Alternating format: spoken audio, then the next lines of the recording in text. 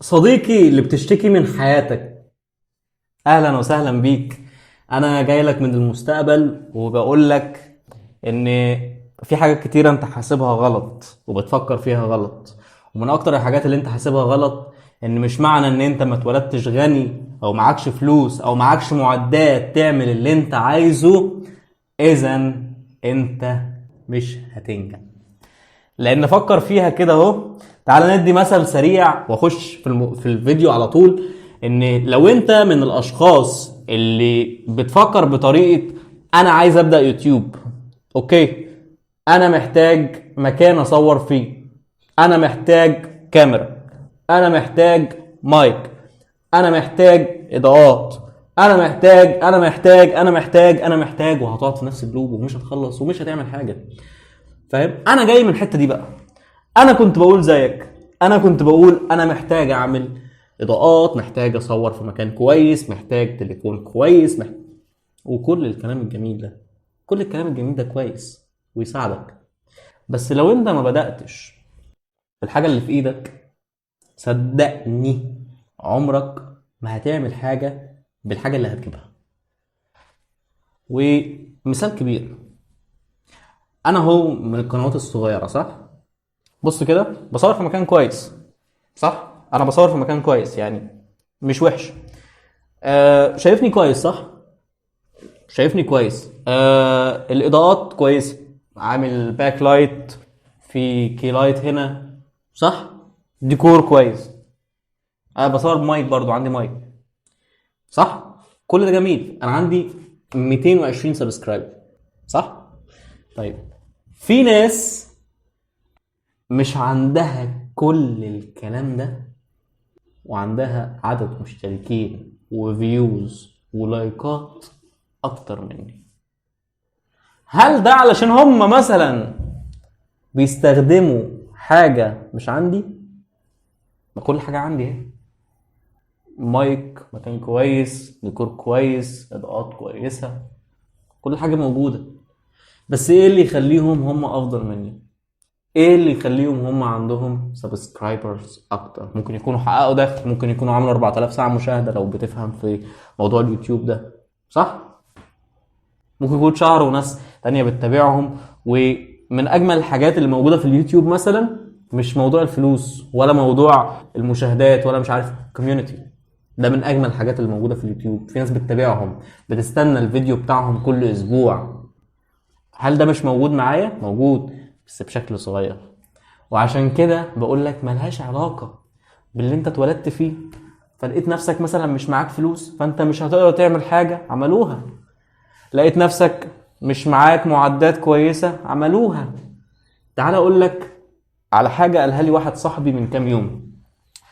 احد الاصدقاء موجود في مجال، لو تسمع عن السايبر سيكيورتي. المجال ده هو مجال امن المعلومات. المجال ده مطلوب جدا. المجال ده عايز اقول لك انه من المجالات الخطيرة، وفي نفس الوقت محتاجة معدات تقيلة، وفي نفس الوقت محتاجة اشتراكات وفلوس ومش عارف وحاجات زي كده كتير علشان تقدر تطلع حاجة اسمها بج. البج ده بيبقى عبارة عن ايه؟ بيبقى عبارة عن ثغرة موجودة في موقع معين، ولو حد اكتشفها بيكتشفها وبيبلغ الشركة، وبعد كده بياخد عليها فلوس عشان هو بلغ بيها الشركة. جميل والكلام حلو قوي لحد هنا. تعال بقى اقول لك ان في ناس كتيرة قوي معاهم معدات خرافية، لابات جامدة جدا، بتدفع اشتراكات في منصات زي دي، ومع ذلك ما طلعتش ولا بج لغاية دلوقتي. بس تعال اقول لك ان في واحد، او مش واحد، هم ناس كتيرة.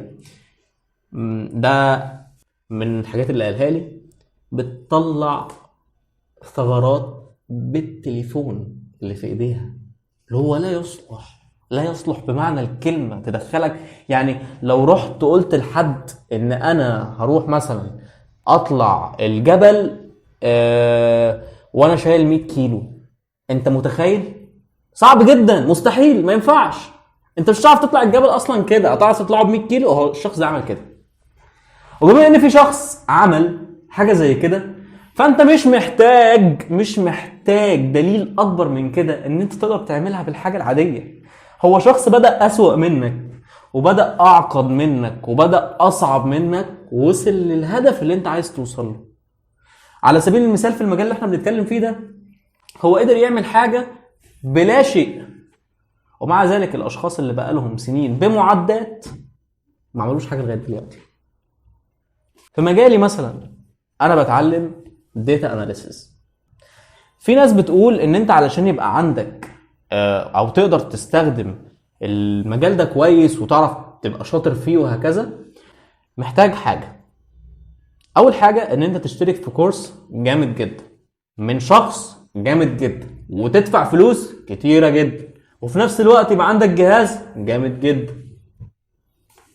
صح؟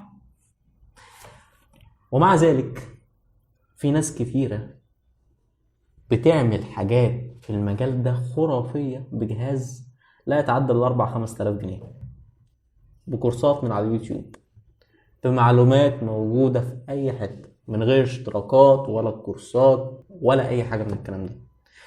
وللعلم أنا ما باخدش كورسات، ما باخدش، يعني أنت لو عندك فضول وعايز تسألني في حاجة زي كده، أنا ما باخدش كورسات أو مش بعمل حاجة زي كده. وده من أكتر الحاجات اللي أنا ممتن ليها وبحب أعملها، لأن أنا عارف إن طالما في حد عمل أقل مني وفي ناس كتير أقل مني ووصلت، أنا كمان أقدر أعمل حاجة زي كده. فأرجوك جايلك من المستقبل وبقول لك ما تتحججش بالمعدات، ما تتحججش بالحاجة اللي في ايدك، ما تتحججش بفلوسك. لو عايز تفتح براند أرجوك افتح، مش لازم يبقى معاك فلوس. لو عايز تتعلم حاجة تعلم النهاردة، ما تستناش بكرة علشان تجمع فلوس الكورس الخرافية اللي هي هتخليك شخص جامد جدا، وبعد ما تشتري الكورس مش هتاخده.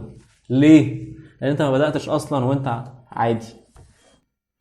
بعد ما بتوصل للحاجة، وكلامي موجه لناس معينين هم بيتفرجوا عليا وعارفين كويس قوي هما فين، صدقني انت تقدر تعمل حاجة. صدقني مش محتاج ان انت يبقى معاك حاجات جامدة عشان تعمل حاجة، وصدقني مش محتاج ان انت يبقى عندك معدات وفلوس.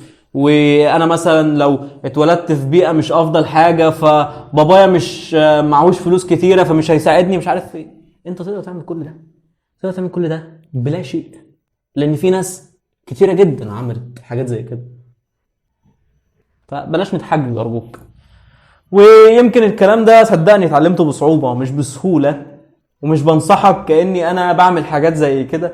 صدقني لغاية دلوقتي بقع في حاجات زي كده كتيرة قوي، ولكن دي من اهم الحاجات اللي محتاج تبص عليها وتجلد نفسك حرفيا لما تلاقي ان في شخص بيعمل حاجات خرافية بمعدات مش موجودة، بفلوس مش موجودة، حد بيفتح براند من غير حاجة وبينجح وبيوصل لحاجات جامدة جدا. ده اكبر دليل ان انت تقدر تعمل حاجة، لان انت مش اقل منه، انت انسان زيك زيه، في نفس الوقت هو بدأ اقل منك، فانت يعتبر افضل منه، هتقدر تعمل حاجة زي كده. وبس، دي كانت نهاية الفيديو. رب يكون فرق معاك في اي حاجة، ولو عجبك الفيديو ما تنساش تعمل لايك وسبسكرايب في القناة عشان تشوف الجديد. بس كده، سلام.